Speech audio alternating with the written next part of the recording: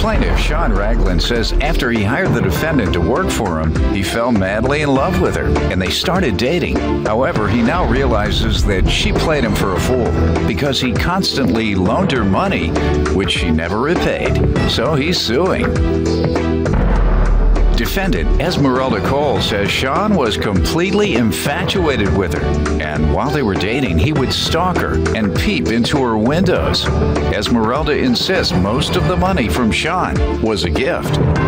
Tell me what happened. Well, I met Esmeralda early on, about 2010, at a career fair that I was attending, recruiting for people for a financial planning firm that I run. And enamored by her beauty, which she's a very beautiful girl, as you can see, and she made it up to our booth. I engaged her in a conversation and not only found out that she was beautiful, but she was witty and smart, intelligent, and seemed to be someone that I would love to have working for our firm. So long story made short, we ended up taking a chance on having her come into our office and becoming an associate with our firm. Even though she doesn't have any experience or didn't have a background in financial planning or financial services, after finding out that... Sounds like you all discriminate against ugly people. And that might even be sexist. If I think about it long enough, I could interpret it as that. He's a handsome guy. Most ladies say they're always coming up to me. Would you hire him? Absolutely. I said, yeah, I told you, you go for the looks. Now, he's a bailiff. I mean, a great bailiff. One of the best in history. Oh, thank you. But he has no background in finance. And I'm always broke. And he's always broke. But you will hire him because he's a handsome guy. All right, sir, go ahead. I will say again, in her defense, she is a very smart young lady, and we provide incredible training. Okay. And long story made short, she came on board, and we began a training process with her, and she started out with very well. She did really well with the company. And in a couple weeks, what happened ultimately was after a late night, after we had a client night after hours, I was locking up, trying to get out of the office, and the last one to leave.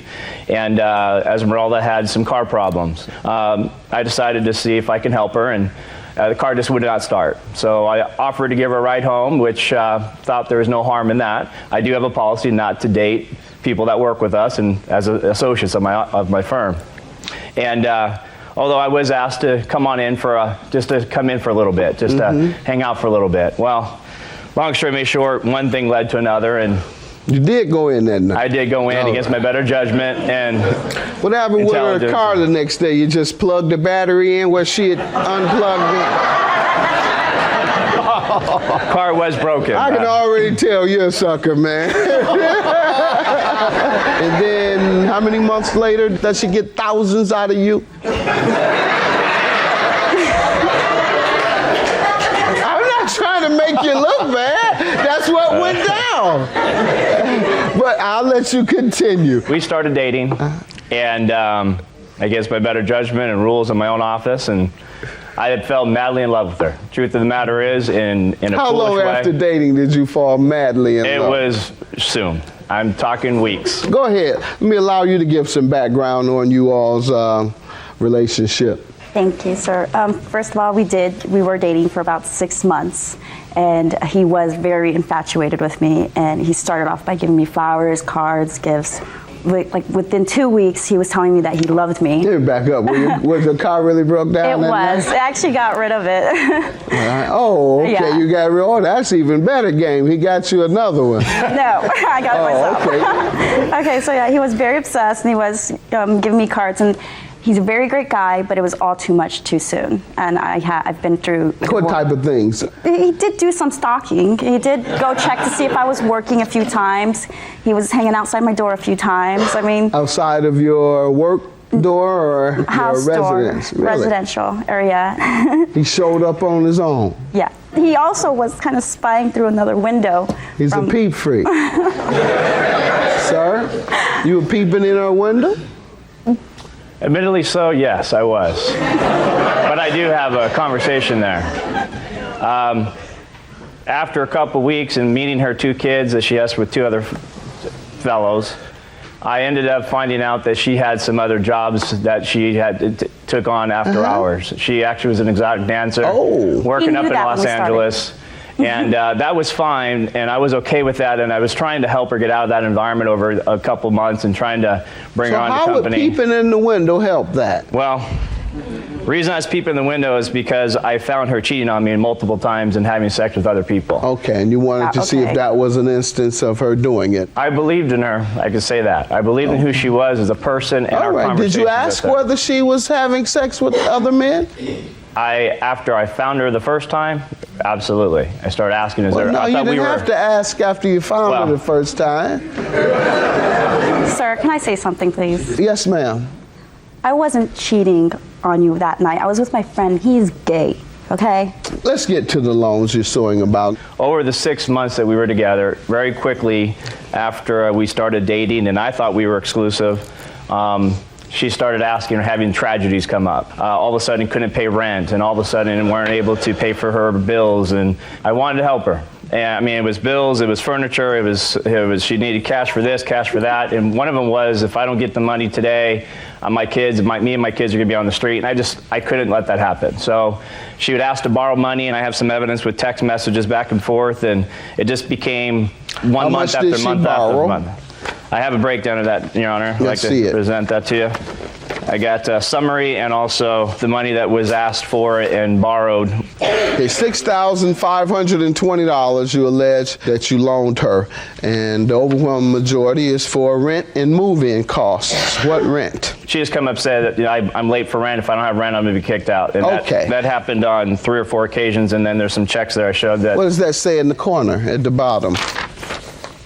Esmeralda Kenny Cole apartment, her apartment number. Why didn't you put loan? On the check. Okay, I didn't know to do that. Because I promise you, she's going to say those were part of the gifts that you gave her during your obsession. Ma'am? Yes. Were they gifts? They were gifts, except for the $2,000 that you loaned me. Okay, she's admitting to $2,000. $2,000 for what? For the moving cost, as well as a vehicle that he rented out for me. All right, everything else you believe were gifts. He was helping me out. The money's for errands, the money's for your bills. You did refer to borrow the money for me. You did refer to helping her out, and I didn't want to see her suffer. When was she to repay it? Well, above and beyond the monies that she's borrowing, I also hired her outside of my financial firm as my personal assistant. That's a beautiful thing. You're a nice guy. And I gave her a salary. How long after you loaned the money did she agree to repay it? Each time, a week to 2 weeks afterwards, because she's supposed to get money from her exes. Did she ever pay you once? Yes, she did. In fact, again, it's documented there is that she paid me a couple $100s in cash, and then there's, again, I would like to remit this too. There's these are the text messages where she again says she has the money for me. She'll get it to me. I promise. I promise.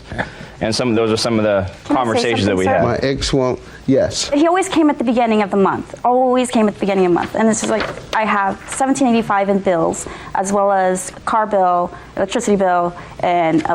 Hold on, sir. You agreed to pay her for sex?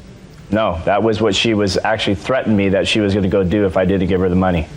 What? That's not true. You can read your own text. If you look right before that, I'll tell you what I'm looking at, where it says, if I need to do sex for rent, guess I'll do it. And you say she was referring to others? Yes. All right, and then have sex with me. At least it will be safe. So, in the context of her saying she'll have sex for rent, and your response is, have sex with me. No. That means you were willing to have sex for rent, because that's what she's talking about. And you do it with me, it'll be safe. Otherwise, why do you have to ask a woman whom you've been with for all these months for sex? Ma'am? I was kind of trying to make him feel bad, because I was like, I did need help. I didn't go out and do that, by the way. So you were just trying to hurt him? Yeah. Okay. You say $6,520 is what you loaned her. What have you done in the way of gifts for her? Thousands of dollars more than it's even listed there. Okay. Thousands of dollars. We're talking over 10 to 15 grand. Over a 6-month period. Yes. Ma'am? I was a fool. There's no doubt about it. I was taken back by her, and I wanted to help her. Beyond the $6,000 that he has listed, did he spend thousands of dollars on you? Yeah, I think so. I mean, we went to dinner and movies and lunches, and we went to did we go to like? Not even talking about that. Yeah, you know I'm not talking about dinners, ma'am. He's a very generous guy. He took me out. Fine, I'm not a sucker or a trick. I understand. $5,000 for a plaintiff. For bringing up the fact that I'm a dancer. I have 6 brothers in the family. It's so embarrassing. I think you're an amazing girl, and I want you out of that. I don't want to even hear from you ever again. I've tried to help you as much as I can.